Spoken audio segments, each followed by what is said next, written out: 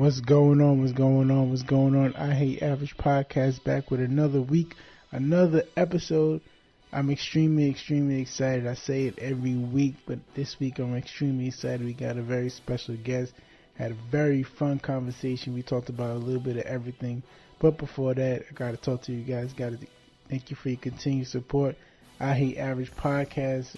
We're really moving. I'm starting to see a pickup with the listeners, and I'm excited about that.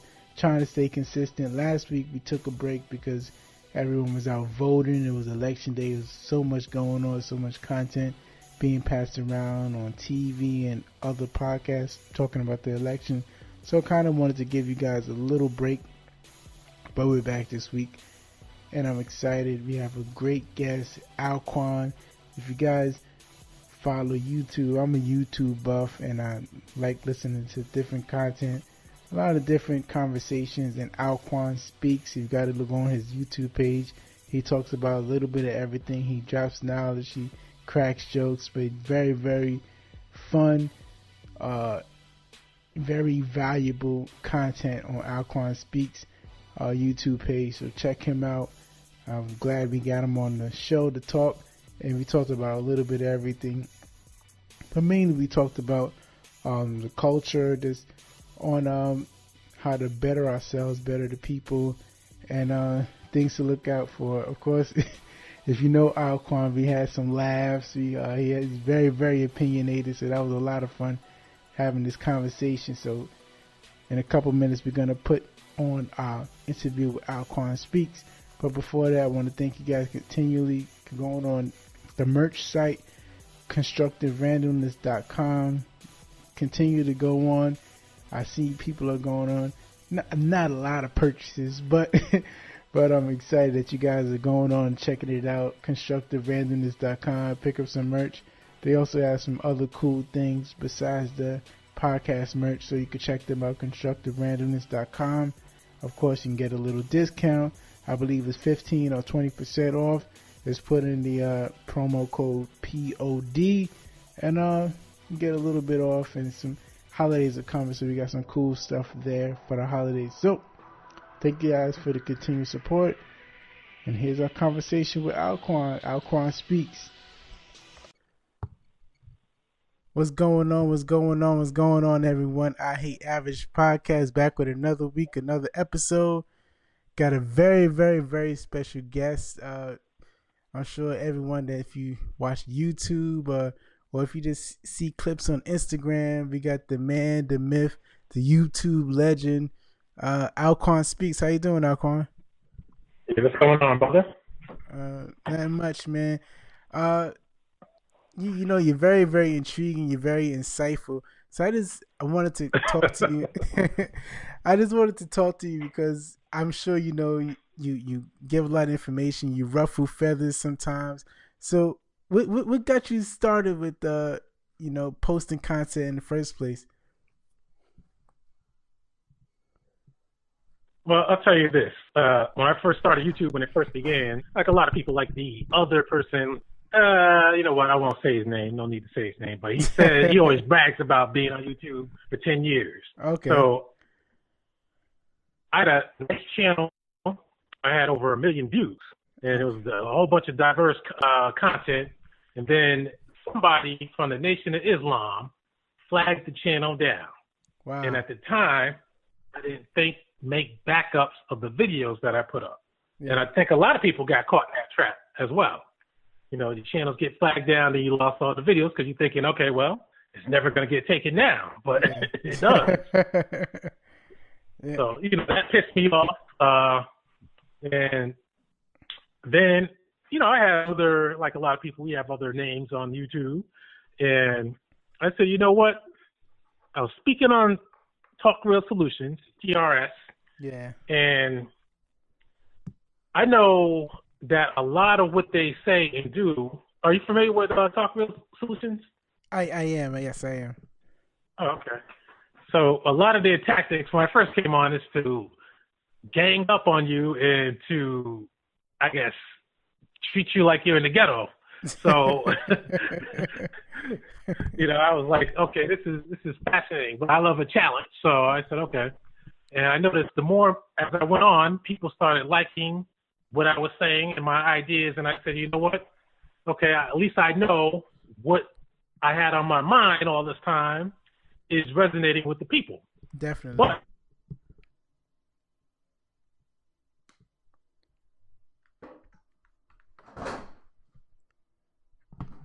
so I said, you know what? Let me get my own channel together, and then I can speak for myself. It's just like other people who were on there. That's what they did as well. And I put the channel up, but I didn't put any content up because I was just gonna wait and let it roll. And then I started hosting shows for the Talk Real Solution show since it was open. At first, I didn't want to take it, like a lot of people. But then I said, you know what? Maybe if I did it, I could get my point across. True. And people like the show. Yeah. And you know, I think people sometimes people might say your opinions are kind of far fetched, but I think you actually say what people are thinking, but people are afraid to say it, and you just blurt it out, and your delivery is so strong. So I think that's what gravitates people, because people want to say what you're saying, people are thinking it, and you're bold enough to say it. That's how you have to be, because there was one point in my life I used to be shy and stuff, and then once I realized you break out of the shell. Yeah. Just like when you want to get women, you can just stare at them, and you'll never get them, even if they're thinking, "I want that guy." Yeah. If you don't talk to him, you're not going to get it. It's true. You're absolutely right. Once you talk to him, say what's up, you'll be surprised. Yeah. You have more than you can handle. It's true. The one you think you can't get, you end up getting just because you're talking. Yep. And everybody else around the way, you know, if they're not talking because they're scared, then they're not getting them. But then they wait for you, and you start talking, and they see it come alive, then they want to come around. That's how it usually works. But yeah. So I noticed that people like what I had to say. I said, this is good, because now it lets me know that what the prime host and his agenda was or is, you know, people don't like that. People see the contradiction. Yeah. Now, I'm cool with Tyrone, but I have come out and said what I said. Of course. You know, about the agent status and all that kind of stuff. I don't take it back. You know, I'm not going to say something and then take it back. He donated to me. Yeah. That's fine. But I'm still not taking it back. I feel you, man. And it's good. It's good to be honest, right? If that's how you feel, you shouldn't have to take it back if that's how you really felt. Oh, yeah. I mean, Tyrone seems like a good dude, but we know what the deal is. I always say 20, I think he even upgraded it to 25 years. Now, I'm not putting Tyrone down in case Tyrone comes across this. Yeah. I'm just saying, you know, I said it to him, too. When you spend 20, 25 years in the military, that's hardcore dedication. That's programming. That's you saying, yes, sir, yes, ma'am. How do you like it, sir? With cream or without cream, all that kind of stuff. That's hardcore. Yeah. Now, I said this to him, too, you know. Yeah. I don't believe in saying something behind people's back. You know, Yeah. I'll say it to them directly, you know. I think that's disrespectful when you do that. Of course. If you're kind of disrespecting them, you know, but so, you know, I actually liked hosting the show. The people want to challenge you, of course, on that show. Even if you present evidence that is not challengeable, they still want to challenge you. True. And I did get a little upset. I'm not going to lie. I got upset because Tyrone would come in after every show and say that was the dumbest thing that I've ever heard. Wow. And all that kind of stuff. And I'm like... So basically, after the episode just contradict everything you said. Yeah. I'm like, okay, I can understand you want to start arguments, but he didn't tell me that behind the scenes. Yeah. Maybe he told that to other hosts, but he didn't tell it to me. So, well, I guess said, you know what? You want to stay in good graces with certain people, so I guess he want to save face, I guess. Yeah. So, you know, part of me was like, okay, I'll tolerate it, but I'll fight back by just doing my thing and proving him wrong. True. But I have proven him wrong on the air as well as others, because I like a good debate now. Don't get me wrong. But I don't debate anything that I don't know about. That's my number one rule. Yeah. If we're going to debate paintings and all that kind of stuff, I'm not even going to say anything. Like, Tyrone, they like debating religion. I always say this. Mm-hmm. People have been arguing about the Bible for the last 2018 years. True. What makes you think it's going to change anybody's mind now? Yeah, it's so, true. I don't even bother. It's waste of time. It's true. You could say that God is fake. You could say all that, and religion is fake, even if you prove it to people, which people have. Yeah. People are going to still be stuck in their ways. And it's hard to do that because everywhere you look, there's a church, there's Christmas, there's Easter. I mean, you can't escape it. So it's a waste of time. It's true. So as that was going on, I said to myself with the show, I said maybe I should start putting this on the YouTube and see how the people react. And I started getting a following. It was slow to build, of course. And when I put my name in the search engine, put my name in the search engine, some Alquan used to come up all the time, and people could never find me. And I couldn't find myself. I'm like, that's not good. But then after a while, as the channel gained in popularity and views, then I put Alquan in. Now Alquan comes up. So I said, that's good. Yeah. So I liked it. And I liked the feedback from most people. And I told people, coon agents. That's what I call these people. Because if you're an agent for the white man against the people, you're automatically a coon. That's why I call them coon agents. Yeah. The Saw Netters, the Tariq Nasheed, the Umar Johnsons. That's right, I said the Umar Johnsons. Oh, man, come on, come on, man.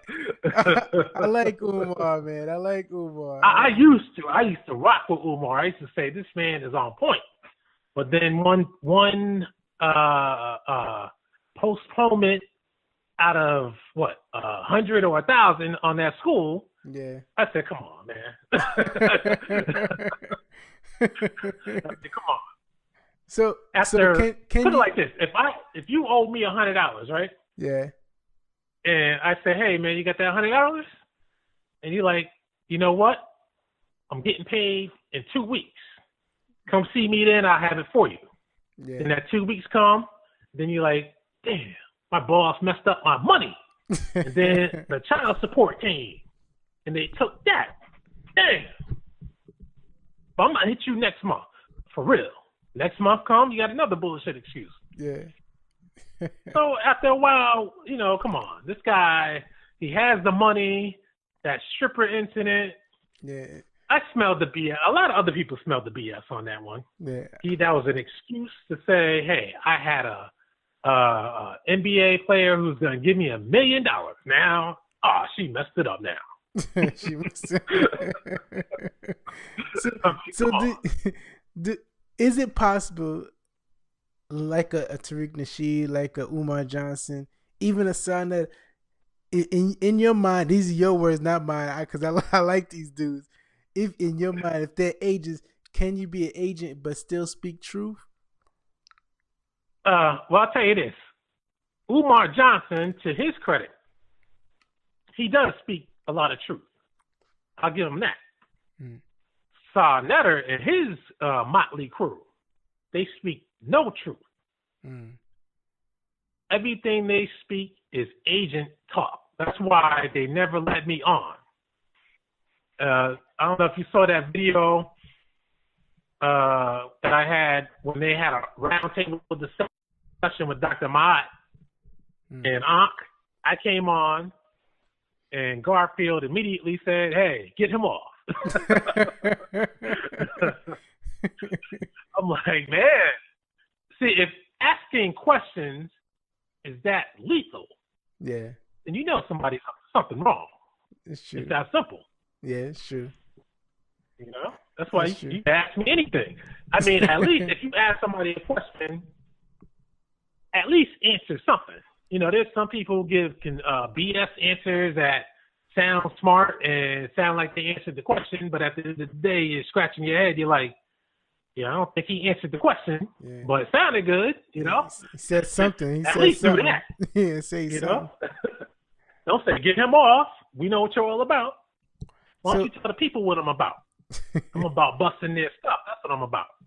So who should we look to? Anyone? Should we look to leaders? If the leaders that we are gravitating to are, you're saying, are agents and leading us astray, should we follow leaders or should we just find our own truth? See, that's the thing. You know, you have people who are trying to say, be your own leader. Be your own, some people even say, be your own God. Yeah. I mean, if everybody was meant to lead, nobody would be the president. Yeah. Nobody would be the CEO. Nobody would be the general. People, there are two general types of leaders. Those who influence the people and those who take power. Yeah. By any means necessary. Yeah. You know, that's all means. True. So leaders, the problem with the black, I won't say community, the black group, is that you have so many appointed leaders by the white man and people who come out of nowhere acting as if they are the black leader, like Umar Johnson, Tariq Nasheed. Tariq Nasheed, he says, I am not a leader. But every video, he's like, we need to stop doing this. We need to start doing that. Yeah. And we definitely need to donate to me. That's number one. Oh, come on, man. you know that's for real. Every video. Yeah. Telling you something. Yeah. You know. But he does produce great DVDs. The I don't know, we're in 2018 going on 19. He's got a Hidden Colors, what is it, 5 coming out? Yeah. How come it's still not on Blu-ray? I mean, Blu-ray. I mean, come on. DVD, and you go on Amazon. Do you see the prices on those things? Oh, man. It's outrageous. I can see it on Blu-ray at least, but it's DVD. Well, I mean, come on. It's independent. He says it's independent. That's right. Hey, man, doesn't matter if it's independent or not, man. Blu-ray is the standard. I mean, and on top of that, he should even be doing 4K. But, I mean, come on. What do we need another Hidden Colors for anyway? I might make it Hidden Colors. Talking about his hidden color, you know? That's the hidden colors he needs to bring out. How come his sister is married to a so-called white, so-called Latino? Wow. How come he never talks about that? True.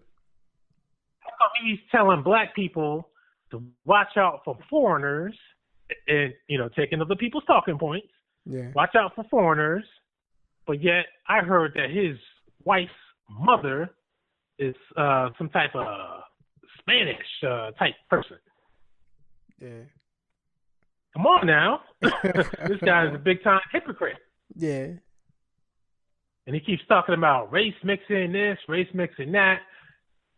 You got to stop doing that.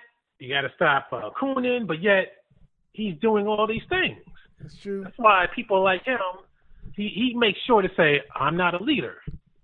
That's to cover his butt. But when you're trying to give people orders like you're a leader, and that's what the same thing with Umar Johnson. He always says, what we need to do, we need to form this, we need to form that, and we need to stop voting.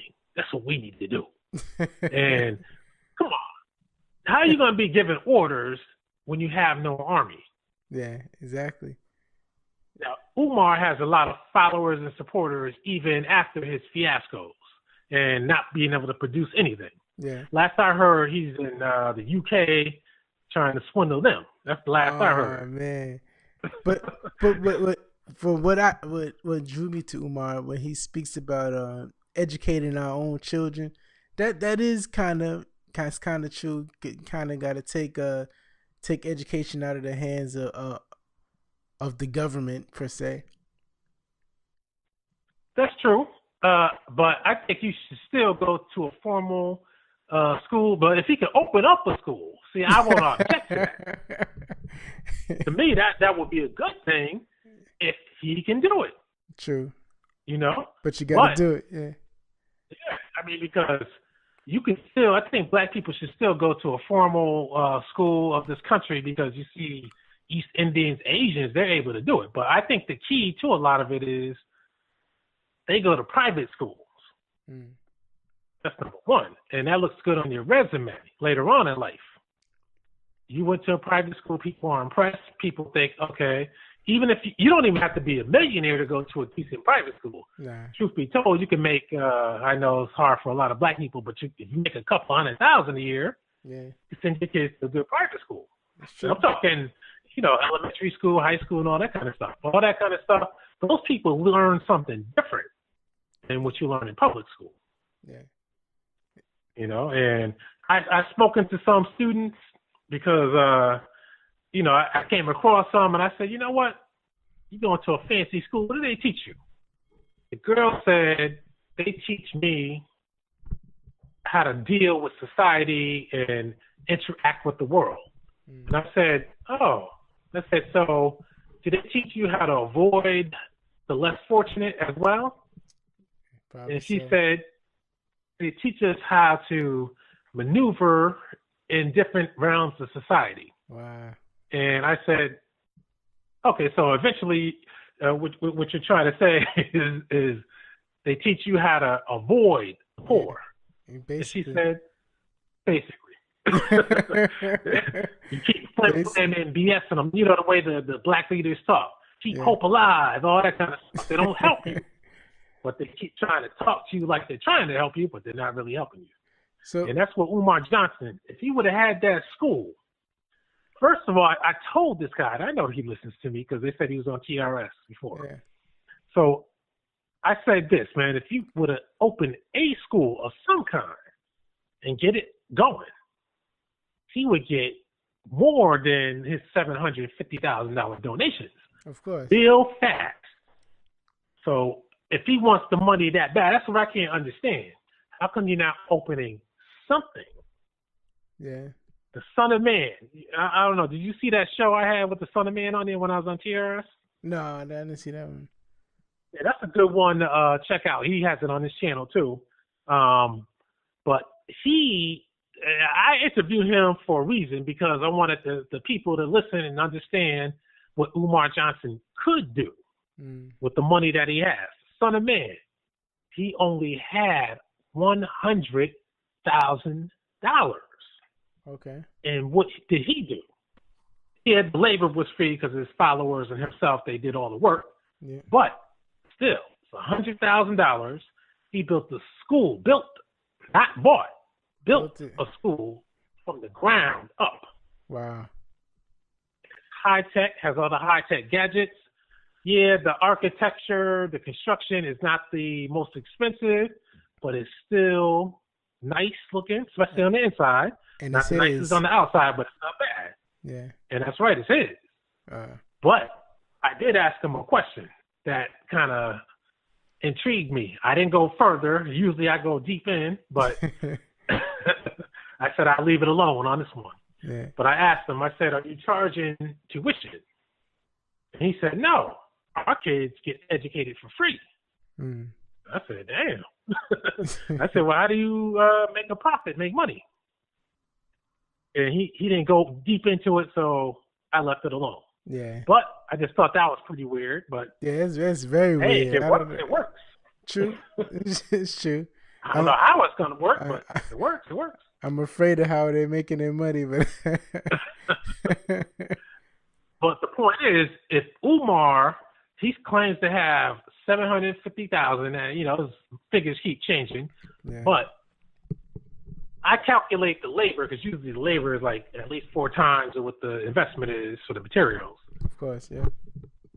If he spent 400,000, he could build a school instead of keep acting like he's looking for a school across the nation. Come on. And he went to Detroit.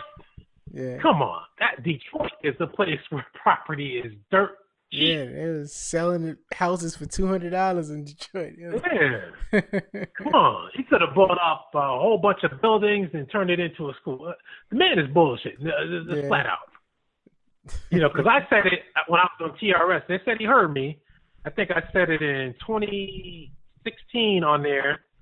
I said it. I'm gonna get this is when I was still in his corner. I was giving the man the benefit of the doubt. I said, this man doesn't build a school by the end. I said 2017.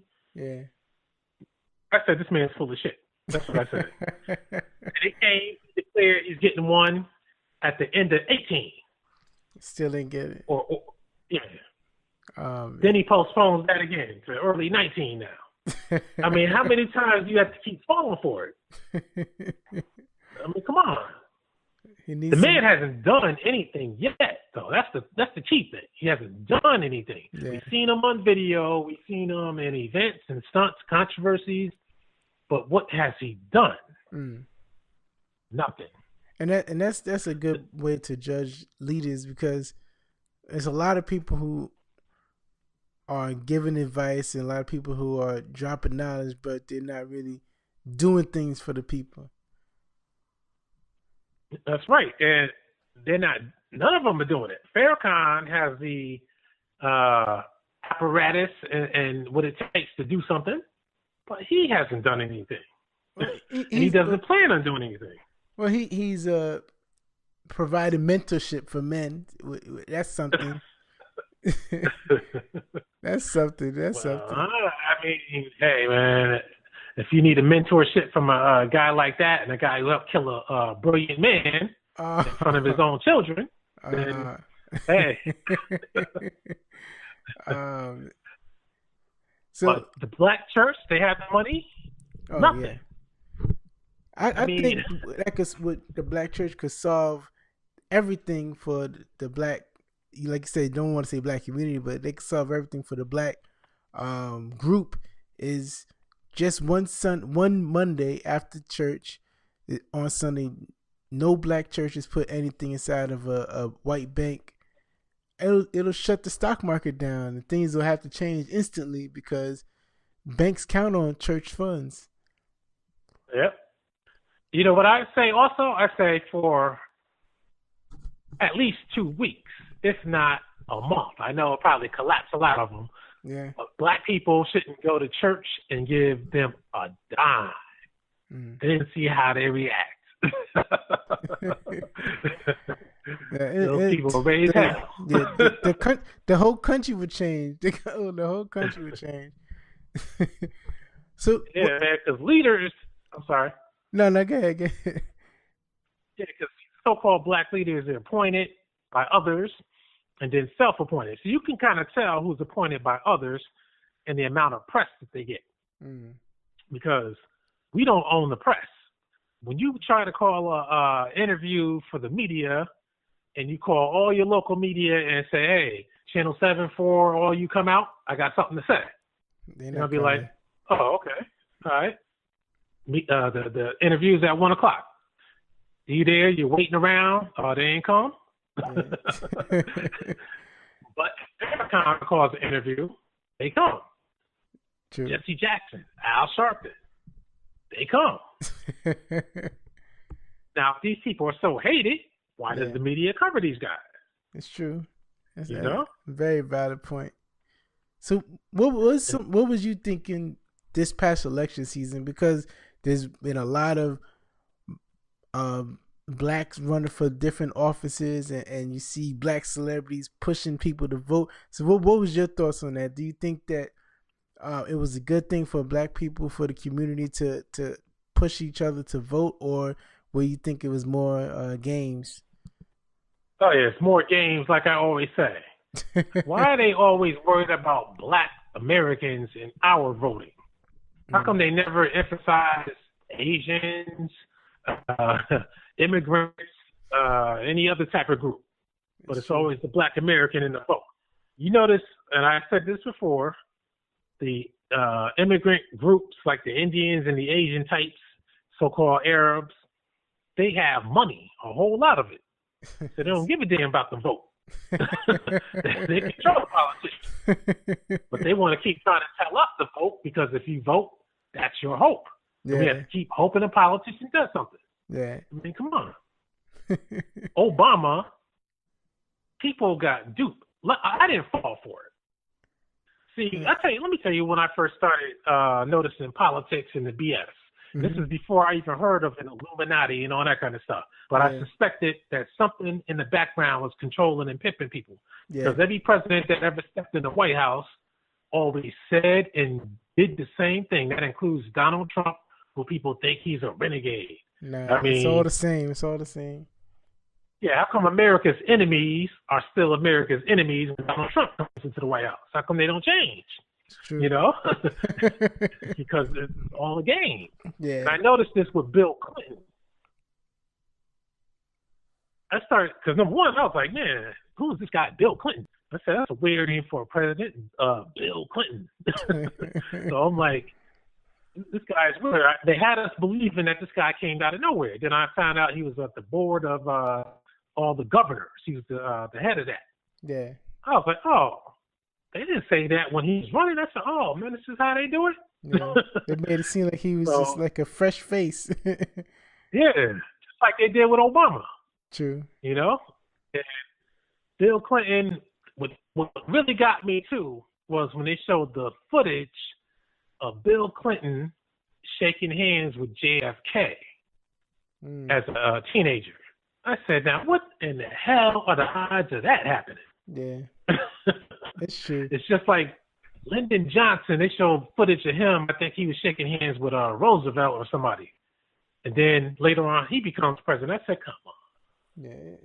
Come on. That's crazy. So that's when I said something's not right. Then you add to that we only have two parties to choose from.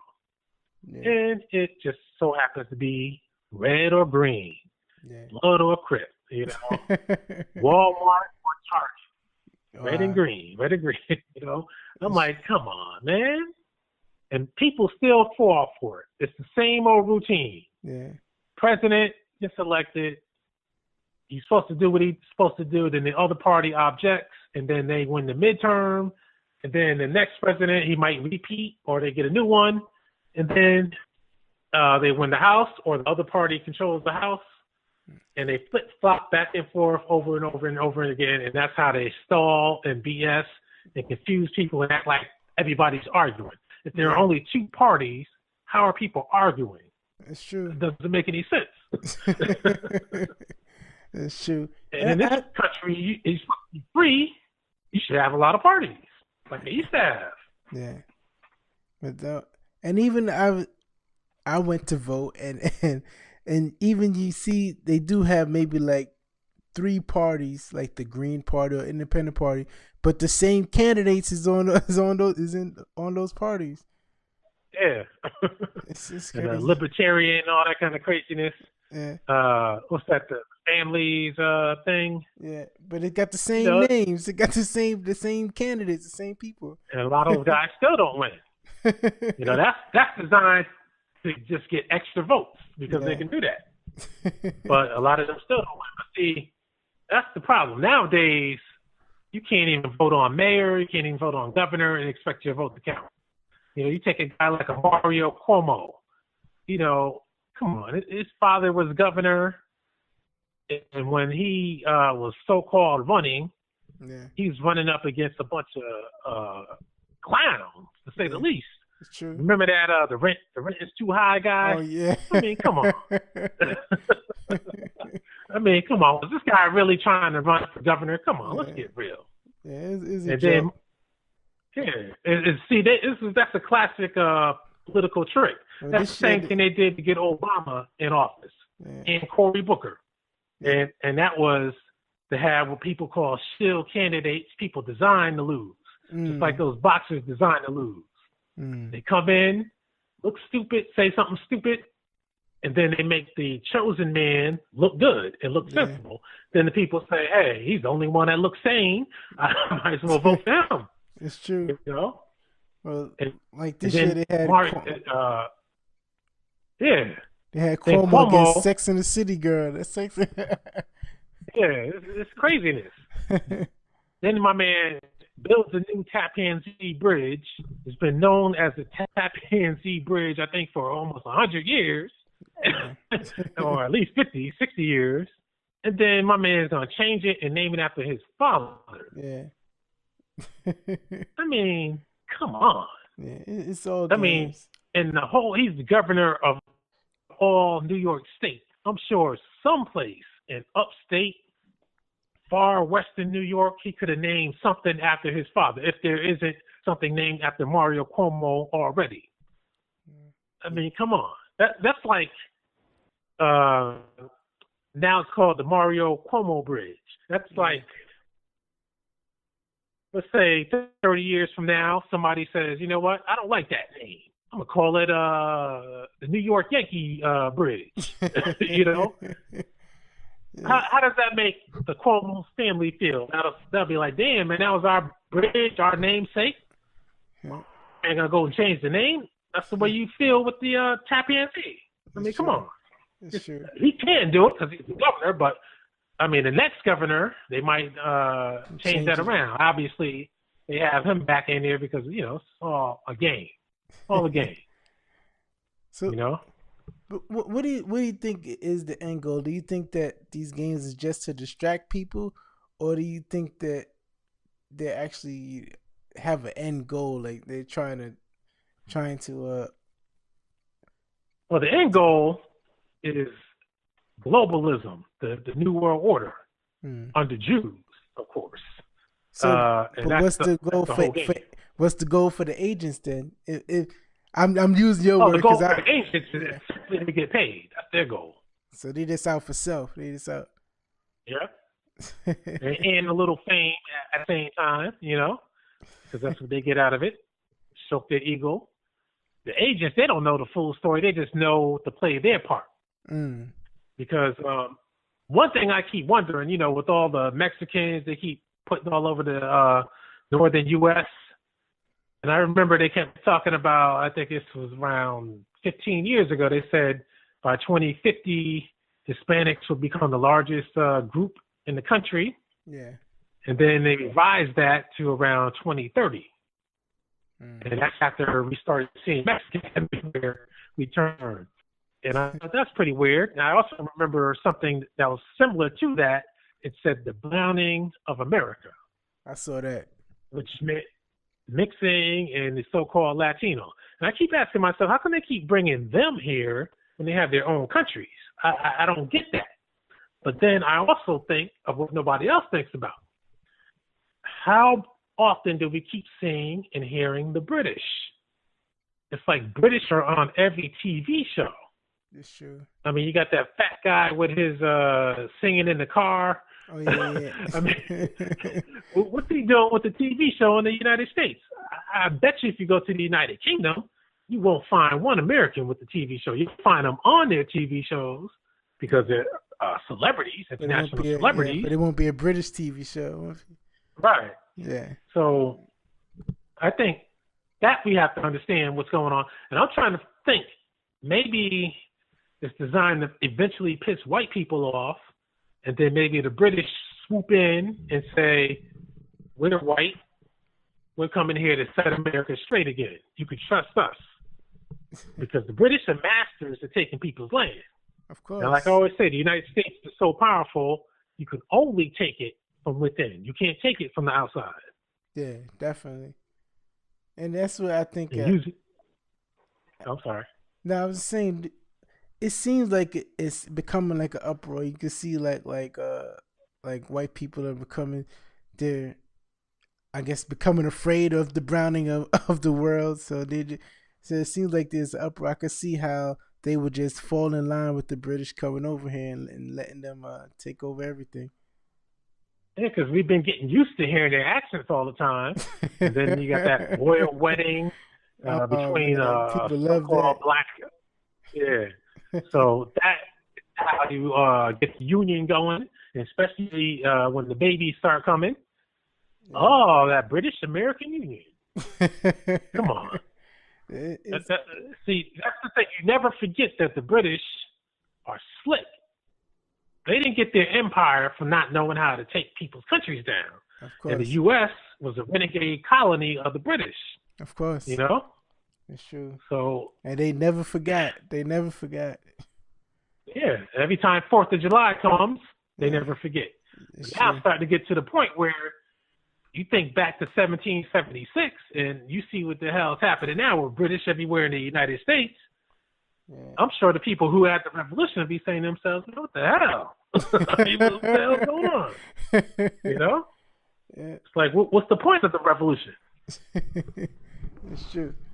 So one other thing before I let you go, one other subject I seen you tackling. You go hard with a lot of things, but another subject I seen you tackling was blacks in front office in sports, like coaching and GM jobs. So what's your thoughts now? Do you think things are getting better, or do you think that they still kind of just want you to play and get out of the league? They don't want you to be a GM and a coach. Yeah, they don't want you to be a GM. I mean, Louis Riddick, he went up for the GM of the Giants, I believe. He's well spoken. Matter of fact, he has excellent timing on TV. Excellent timing. Yeah. My man can come up with the deep thought and the excitement just like that. It's like it was rehearsed, but it wasn't. Yeah. And I know that doesn't make a GM, but he's well spoken. He has football knowledge, great football knowledge. I didn't even realize he was a player until a few days ago, to be honest with you. I was like, damn, I know he played. He didn't look like he had to build, but he played. And they won't make him a GM. Black guys won't become a GM, but a lot of Jews apparently are GMs. And I find that pretty interesting. And you look at Hugh Jackson, he got fired, which is not really unexpected, but I guess the timing of it was. And so if Baker Mayfield turns into somebody, which I believe out of all the quarterbacks that were drafted in his class, they hyped up a whole lot of them, especially Sam Darnold on the Jets. Yeah. Now he's hurt. I didn't see anything from Sam Darnold that got me excited. You don't think so? You don't think he got a little arm? Nah. I didn't see anything that says this man is the future of somebody's team. I didn't see that. I saw Teddy Bridgewater. The Jets had him in their hands. Then they let him go. Now, you know the Jets are like the Browns when it comes to quarterbacks. Yeah, just rotating all the time. Yeah. So now Darnold is hurt. Now Josh McCown. Matter of fact, I believe last season the Jets probably could have gone. They could have won 12 games easy and gone deep in the playoffs. But I think once they started getting good, somebody came to them and said, "Start losing," because I saw too many games last season that they should have easily won. Yeah. But then all of a sudden they start messing up. I said, nah. And then they said Sam Darnold was their man. That's the one they wanted. And they got him. I don't see anything from him. The best quarterbacks of the class, to me, from what I've seen now and what I see his potential, it is Baker Mayfield of the Cleveland Browns. Then when you combine that with the fact that Hugh Jackson got let go, what do you see? It's like Lovie Smith and the Buccaneers. It's like Jim Caldwell and the Lions. Just as teams are on the cusp of becoming good, they let the black guys who turned it into something and turned it around, they let them go and bring in a white guy to get the glory. Same thing with, I can't believe I forget my man's name. Steve Kerr with the Golden State Warriors. Oh, yeah. With Mark Jackson, yeah, I mean, and now Steve Kerr is seen as a great coach. Luke Walton gets a job because he steps in for Steve Kerr. I mean, a brick wall could have coached the Golden State Warriors to a flawless victory. It's true. And the truth be told, you look who's not getting the jobs. Mike Brown. Well, Mike Brown is not a good coach. He failed a couple times. I can't. Well, I mean, he failed to win, but I mean, a lot of people failed to win with LeBron James. Yeah. But here's the thing, though. When he had the Golden State Warriors and he coached while Kerr was out, notice how Kerr got just in time to take the glory. Yeah, for the finals. If Mike Brown on that, that might be Mike Brown's job. That's true. But Mike Brown, he had different players in the lineup, and he had different teams because his main defense, and he had them looking invincible. In those playoffs, only when Steve Kerr came back did they lose a game. Yeah. Under Mike Brown, they look invincible, unstoppable. It's true. But Mike Brown can't get the job. Steve Kerr gets the glory. And it's all about the money. It's all about the perception of white leadership and not black leadership. So it's the same thing in football. Look at the Lions. Everybody kept saying Jim Caldwell has to go because he was only able to beat teams with losing records. Yeah. I admit that's something to pay attention to. But if he was able to get you in the playoffs, we're talking about a pitiful franchise, the Detroit Lions. Of pitiful. Course. Ever since I can remember, even with Barry Sanders days, they were pitiful. So for him to take that team and make them a contender, remember, it was Packers and Cowboys that stopped these Lions from going further. So he came in and made them contenders. Then they're quick to get rid of the black coaches. He just can't take them further at that particular time. So they think, okay, let's go grab some guy from the Patriots. And maybe he'll bring some of that Patriots magic over here to Detroit. Nah. He sucks. Patriots magic. Tom Brady. Yeah. So do you see a change? You see that right now. Do you see things changing? Matthew Stafford is looking horrible. Yeah, now he's bad. I mean, I'm sure you'll have your token here and there. I mean, what you have my man Ozzie Newsome, but they got rid of him.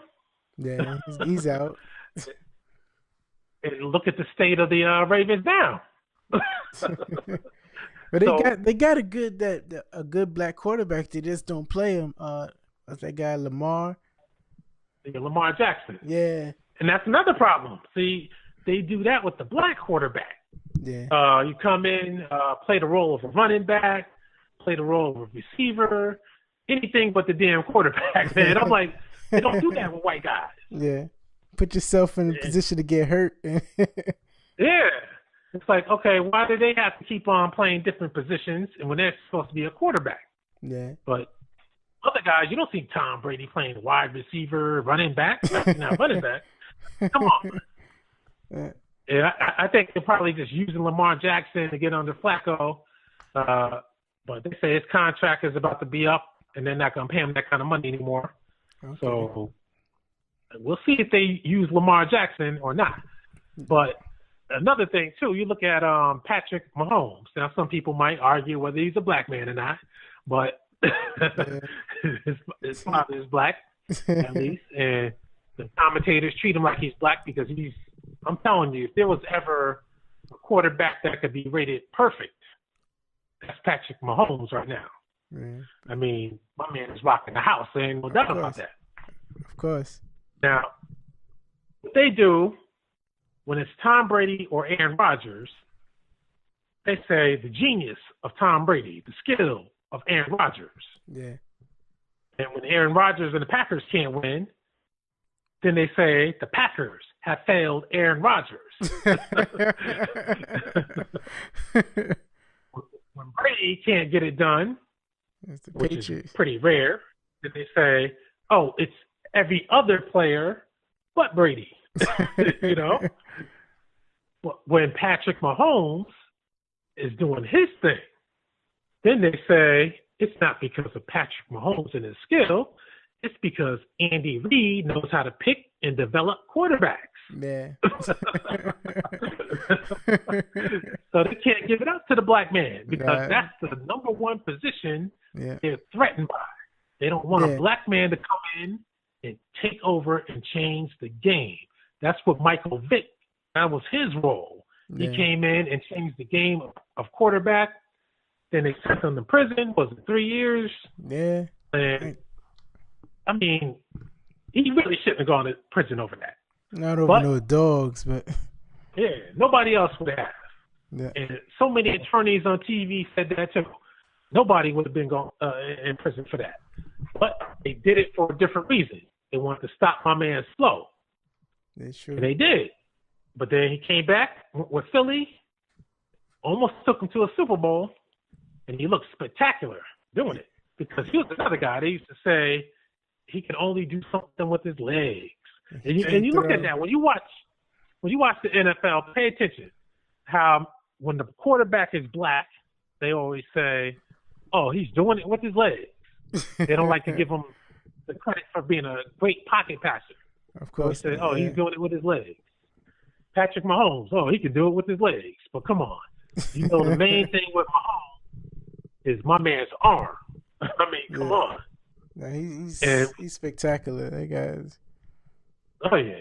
And what they say, oh, he runs out of the pocket and he's at his best when he's running out of the pocket. You know, again, reference to his legs. Yeah, it's true. And one thing I noticed in the NFL is they're very, very strict on roughing the passer for every quarterback except for Cam Newton. That guy he gets almost killed every game, but they don't get called for roughing the passer. Yeah, that's crazy. Even though Cam Newton is a big dude, I think he's 6'6" or something like that. Yeah, he is. But still, he's still a quarterback. You got to protect him. Yeah. Michael Vick had that problem too. Yeah. That's part of the reason he got out of the league because he just couldn't take it anymore. But he's a smaller guy. But I mean, that's what they do. But Cam Newton is Cam Newton right now. The Panthers are looking pretty good right now. Yeah. And I know some people may not like what I'm about to say, but oh man, truth be told, Ron Rivera. I mean, the truth be told, my man probably would have been out of the league if he wouldn't have been Latino. But they keep trying to push these Latinos in the NFL. So I'm being honest with you. I know my man used to play Jack Del Rio. Yeah. You know, even though he's blonde hair, green or blue eyed, looking like a white guy, he's still a Latino. Of course. Like my man got fired. Yeah. But Jack Del Rio, he was actually doing good for the Raiders. And now you see John Gruden. Oh man, that was a big. And you see the contract they gave him? Yeah, that's the thing. John Gruden. See, he's smart at manipulating people and getting that money. Yeah. So no matter what, even if he frustrates the hell out of these people, and the Raiders say, "Man, fuck this, get out of here," he says, "I don't care. I'm getting paid." You ain't getting that money. So if I'm the Raiders, you got to work the man. To me, you got to work the man for at least 5 years, at least. True. Now, there's a clause in the contract that says if John Gruden decides to quit, as opposed to getting fired, then he doesn't get paid the remainder of his contract. Then okay, then that's an escape clause for the team. Just working. But suppose my man doesn't quit. If that is in the contract, and he doesn't quit, in the every season is just as it is now, and he's trying to force them to fire him. That'd be great. I think the team quit on John Gruden. He shouldn't have given away Khalil Mack. Now the Chicago Bears are looking strong. Yeah. So, I mean, Gruden, speaking of that, that's another part of the discussion that you brought up, because now people are starting to see, people were giving him the benefit of the doubt when he was with the Buccaneers. Now people are definitely saying that was Tony Dungy's team. Of course, yeah. Of course. And Tony Dungy, he didn't get the credit for it. Yeah. They got him out right just in time to get Gruden in there to win that Super Bowl. Yeah, just like Steve Kerr. Mark Jackson. Yeah. Sitting, he can't even get a coaching job? That's true. Lovie Smith. They fired him. He took them to a Super Bowl with no offense. Yeah. And if Rex Grossman would have been playing his A game, they would have won that Super Bowl. Yeah. Because if you remember, Rex Grossman, sometimes my man went off sometimes. Yeah. You know? Sometimes. Not all the time. Sometimes. And Chicago, they were holding Peyton Manning down if they just had a little bit of offense. Peyton Manning wouldn't even had that Super Bowl. Yeah. So, but Lovie Smith, if he had been a white coach that took him to a Super Bowl, my man would have had. Look at Sean Payton. Yeah, true. I mean, look how long of a leash he's had. Oh, look at the Ravens coach. The Ravens coach isn't that great. Harbaugh, he's not that great, but I'll give him some credit though. He, out of all the coaches that only had one Super Bowl, and it's been a while ago now. He always keeps the Ravens in the mix, and they're always a dangerous team. Once they get in the playoffs, anything can happen with them. So I'll give them that credit. If you look at Mike, I'm sorry. No, I said if they get into the playoffs, they're dangerous. Yeah. But they are though. They get teams nervous. You know, last year they were happy. Teams were happy, especially the Patriots, that the Bengals knocked them out. Yeah. Because if the Ravens would have gotten in, that would have shaken things up a bit. But Mike McCarthy won Super Bowl. What is it? Almost 10 years ago now. He still has a job because the white coaches, they get the benefit of the doubt, and they get to say, okay, well, they got us there one time, maybe they can get us there again. But the black coach, you got us there already. 2 years later, you can't get us there again. You're fired. Doesn't make any sense. But we know what it's all about. People don't want to say what it's all about, especially people on TV, because you know how it is. Those cozy jobs, they don't want to lose that. So, how long you think Todd Bowles is gonna get? Well, if Sam Darnold gets better, I think he's going to be out of here. A lot of times you can kind of tell when the reason why I say that is because that means the Jets will start having success. Yeah, and then somebody else got quarterback. And when you start listening to the radio and they start talking that talk, then that's when you know it's about to come. Yeah. Just like right now, they're talking that talk about Eli Manning is going to be benched pretty soon. Because they said Pat Shurmur had a talk with Eli to tell him that he's going to be the starter for the next game. And they're saying, well, if he had to tell him that must mean that he's probably going to tell him. He's just preparing his mind to tell him, hey, you're going to have to sit down. Which sounds like it's true. Yeah, it's about time. He had a good run. Eli got his 2 Super Bowls. He had a good run. Yeah, they should have sat him down a long time ago. McAdoo, now that's a white coach, but I feel bad for him because my man made the right decision at the right time. But the media hated on him, and now they made it look like he made a bad decision, but now they see he made the right decision. Of course. But he's unemployed. That's the price he gets for making a right football decision. I mean, come on. But he was going against the Manning dynasty, so he got himself in trouble. Yeah, I mean, it's crazy because to me, Eli Manning isn't owed any type of respect or loyalty as a player or when it comes to his feelings. Yeah. Because he should be treated like any other player. If it's over with, it's over with. It's true. Tom Brady, Robert Kraft said the right thing. He said Tom Brady deserves to retire and go out however he wants to. Because Tom Brady, unlike Eli Manning, see the Giants, they won Super Bowls before Eli Manning. But the Patriots, before Tom Brady, no. They never won before him. Yeah, it was a joke. The bulk of their Super Bowl appearances came from Tom Brady. All of their Super Bowl wins came from Tom Brady. When he retires, he would have been responsible for at least 98% of the entire history of the Patriots franchise, their success. All Tom Brady. Yeah. They should name the stadium after him when he retires. I got to tell you that. It's Tom Brady Stadium. They probably will. I'm sure they will. So what's some of... Oh, go ahead. I'm sorry. No, you can go ahead. I'm sorry. No, I was just saying, go ahead.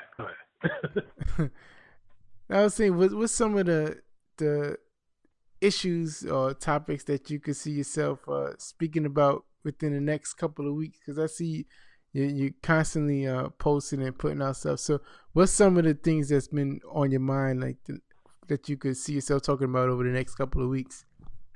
Okay, even though I spoke about this before, but I don't want to say their names. Some of these guys, I mean, you can look at some of the videos and see who I had the clash with, the big payback on. These guys are getting on my nerves. and people like them. These fake black power guys who want to cause fake beasts to create controversy, hoping to get YouTube hits and AdSense money.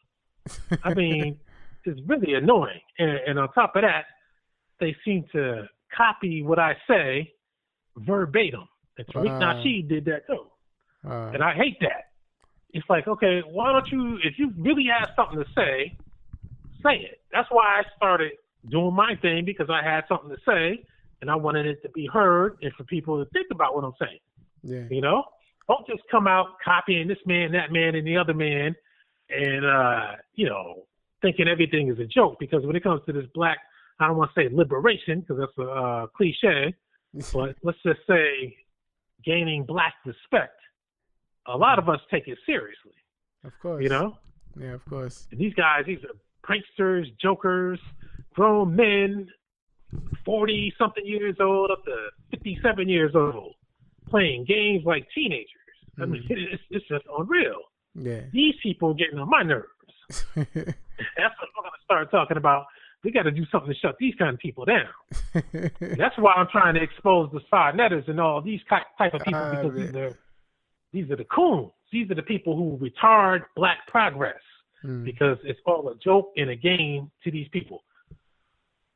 So what's some of the? I just want to know what's some of the feedback you get from women, because I know a lot of guys that listen to you. What's some of the feedback? And I got to shout out my man Kev X, brother Kev X, because he got the connection with us. But what's some of the feedback that you get from women? I get positive feedback from the women. Even a few women had donated to me as well. Okay. So, I tell it like it is with the women. I see what I don't do is like people do on the TRS show, which is baby women. I don't talk down on them. I don't call them bees and all that kind of stuff. Yeah. Now, I will call women hoes if it fits. I won't call them bees. But I get positive feedback from women. Women respect me, That's a good thing. And do you think that nowadays it's kind of like taboo to correct women? Like, a woman, it's a lot of things that I see in mainstream media or just on the news in general where I see women taking wrong action or having the wrong thought process, but you kind of get in trouble for speaking on it. Do you feel that, or you just go for it? Me, I just freestyle, but I always respect people in general, except for coon agents. Those kind of people I don't respect at all, male or female. But I think the agenda lately is to promote women. Like in the elections, I'm one of those first people who's gonna say, yeah, a lot of this stuff was fixed. Of course.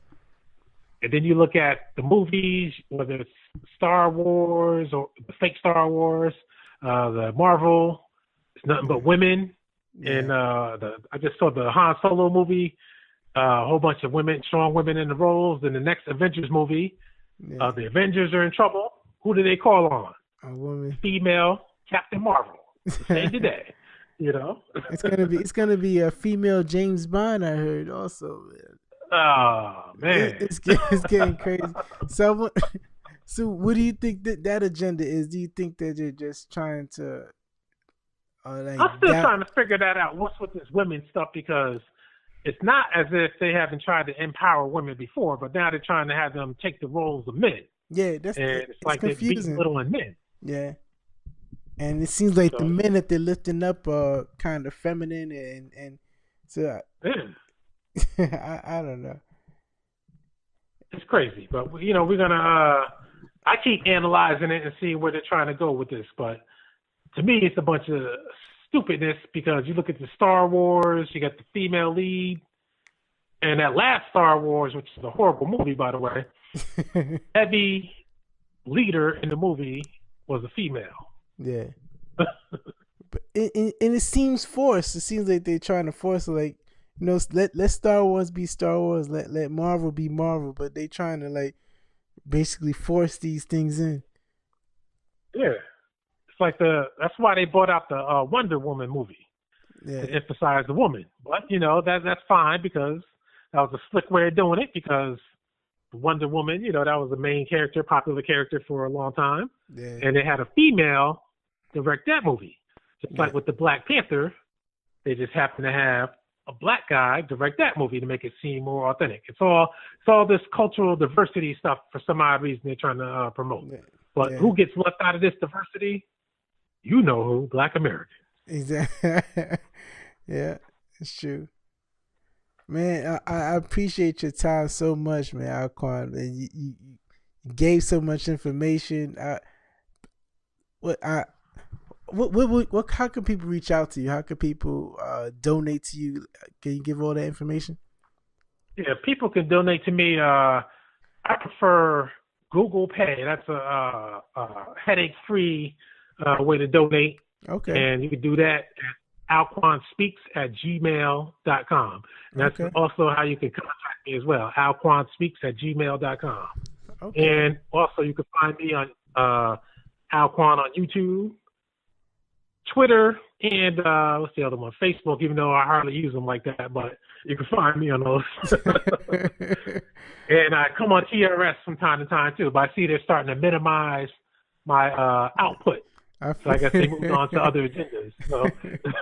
But at least they still got you there. At least they still got you there.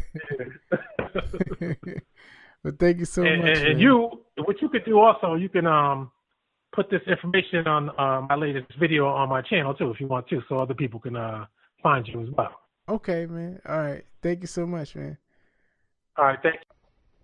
There you have it. There you have it. I Hate Average Podcast. That was my conversation with Alquan for Alquan Speaks. Definitely check him out on YouTube. This guy he's hilarious, but he's also informative. You guys are gonna love it. Very, very great, valuable content that he provides for us and our community and our culture. Also, continue to support us. Rate, review, subscribe on Apple Podcasts, on Spotify, on YouTube. Go on all those platforms. Check us out.